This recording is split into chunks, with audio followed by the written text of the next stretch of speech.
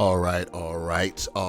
I won't be before you long. Last night, WWE Fastlane went down, and you're asking yourself, well, what just happened? I am here to cover that. I am here to answer that question for you. So let's dive into to Fastlane, a show that had 5 matches, and they got away with 5 matches on a pay-per-view.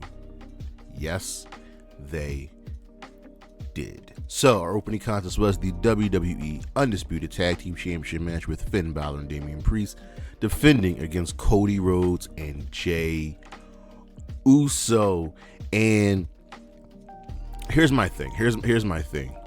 I say this time and again that established teams should not lose to makeshift teams, period. And with that being said, you know what went down. The Judgment Day lost the tag team championships, but this was a solid match. It wasn't going to be anything but good. It went 20 minutes, and it started out really slow, just trying to keep Cody ringside so Jey can play the face and Pearl and make the hot tag. But Cody and Jey are really over, and for all things that the Bloodline have gotten right, they've gotten Jey over as a major baby face in the company. Once things really got going with this match, they really picked things up. They told a very compelling story. This was good. The Judgment Day dominated for a lot, and then once Cody and Jey started making their fight back and preparing to win, out came Rhea, Dom, and JD McDonough.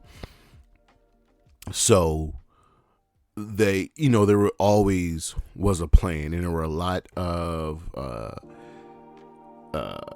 forced tags. There were a lot of forced kickouts, but in the end, Rhea's plan, because she's really been establishing herself as the leader of the Judgment Day, backfired. As they were going to take out Cody, JD McDonough went to hit Cody with the Money in the Bank briefcase, but Cody ducked and he hit Priest right in his injured right knee, which got injured during the match. Cody gave Priest the crossroads on top of the table on the announce desk, and Rhea was shocked. Jey took out JD and Bálor with a suicide dive. Rhea was livid. She didn't know what was going on. And then Cody and Jey gave Finn a 1D, 1, 2, 3. We've got new tag team championship. Well, Rose gave Bálor crossroads, and they covered them for the 1, 2, 3. Now we have new tag team champions. I don't expect this reign to last long. I'm really very much shocked that they did this title change, but I guess it's to necessitate the story, move it forward with Rhea being in charge, JD McDonough once again screwing up. But we'll see. I don't expect Cody and Jey to hold the championships for the rest of the year. Next up, we had another tag team match. This was a 6-man tag team match with Bobby Lashley and the Street Profits taking on Rey Mysterio, Santos Escobar, and a partner of their choosing. And Rey made that phone call, and the person hadn't arrived. So right now we're working with a 3-on-2 handicap match. The Profits came out, usual entrance, but no solo cups. And Lashley came out, and they were all wearing matching black and gold gear. This was a fine match. This was very suitable. Not much to this. And as we get to the end of the match, because the Street Profits and Bobby Lashley pretty much dominated. At one point, Zelina gave a forward to Meteor. Lashley and them were winning, and music hit, and out came Carlito with some random music. It's not his old music. He jumped on the apron. Mysterio tagged him in. Carlito dropped forward, tossed Dawkins ringside. Escobar dove on Bobby and Angelo, and Carlito gave Montez a backstabber. 1, 2, 3. And I got this prediction right. This was fine. This was fine. The pop was for Carlito, his re-debut, which was nice, and he looked swole. Carlito looked good, but some people might be disappointed with Lashley and the Profits taking his loss early, but it's okay. They're not a full-fledged team yet, but the Profits are. So we'll see where the story goes. We got a clip of Jade showing up, meeting with Triple H. And next up, we have the triple threat match for the WWE Women's Championship, and Io told Bayley and Dakota to stay in the back.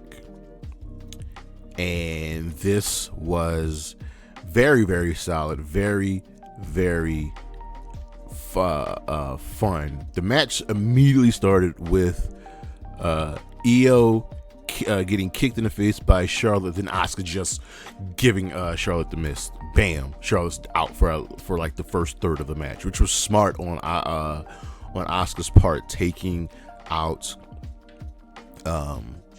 Charlotte early. So essentially we got Asuka and Io. Charlotte finally came back in after getting the mist taken out of her eyes, and this was just solid. This wasn't one of those matches where, you know, when it comes to triple threat matches, one person's there and then he gets taken out, then there's one-on-one, then they get taken out. No, they did a really couple really cool spots, and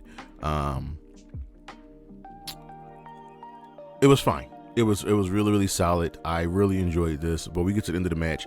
Looks like Charlotte has this match won. She gave Asuka a spear and covered her for a close near fall. Bayley came in ringside and Io told her to leave. Io then got knocked out by Charlotte's boot, right? So Bayley's trying to help Sky recover. Asuka dropped Charlotte with double knees from the top rope. Another near fall. Then Asuka went for the Asuka lock, but Flair got out of it, transfers to the figure four. Bayley got on the apron and Asuka was tapping. The ref didn't see it. Io hit the over the moonsault onto Flair and got the cover for the 1, 2, 3. So this time, yes, Bayley worked out for Io, and this was good. Io needed a win like this. I am actually happy Flair got covered as well. Charlotte needs to stop doing the moonsault. Her moonsaults sucks. This was a really good match, really fun, and this was a solid win for Io, and she was very happy to get the W. So I'm fine with this. Looks like we're putting Charlotte back into the title picture once again. Boo. Pat McAfee came out for the tag team match of John Cena and LA Knight versus Jimmy Uso and Solo Sikoa. Pat got the crowd going because, you know, he did play for the Indianapolis Colts and he was on commentary, and Pat's always great on commentary, and this was good. We started off with Cena. He played the face and Pearl, and Jimmy and Solo really did a good job of isolating John Cena, and Jimmy was doing his thing. Jimmy's been on fire with his taunts and everything else, so this was fun. At one point, Jimmy went to Pat, was like, "Yo, we used to be cool. What happened?" As he yelled at Pat while he was choking Cena. And Cena was really isolated for a lot of the match. Solo was as good as ever, and then finally, he was trying to work to get to LA Knight. Heyman was on the phone delivering play-by-play. So Roman, this was great. Paul Heyman is really great at the little things. And we were 12 minutes into this match, and LA Knight still had not been in the match. Let that sink in. LA Knight still hadn't been in the match, and this match went for 17 minutes. Finally, Cena got the hot tag, got LA in, and he was a house of fire, taking out Solo, taking out Jimmy. Cena even hit a cross body, and everybody was down in the ring. Finally, Knight got the upper hand, took out Solo, took out Jimmy. Cena hit a 5-knuckle shuffle. Knight hit the blunt force trauma on Jimmy. 1, 2, 3. Yeah. So Roman's going to be pissed when he comes back Thursday. Cena was really, really good here. It wasn't strong from an in-ring standpoint, but it doesn't have to be. This kind of match was never going to be a great in-ring match. It was going to tell a story and uplift LA Knight into the main event picture. Match probably shouldn't have been on a pay-per-view card. Probably should have been, the main event of a SmackDown.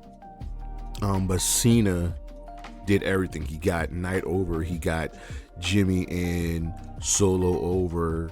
And this was good. This did everything right to establish a story and heat up everybody involved. Backstage, Damian Priest was pissed. His arm dripped around Dominic. He was like, he's not leaving empty-handed, and he was going to cash in his briefcase.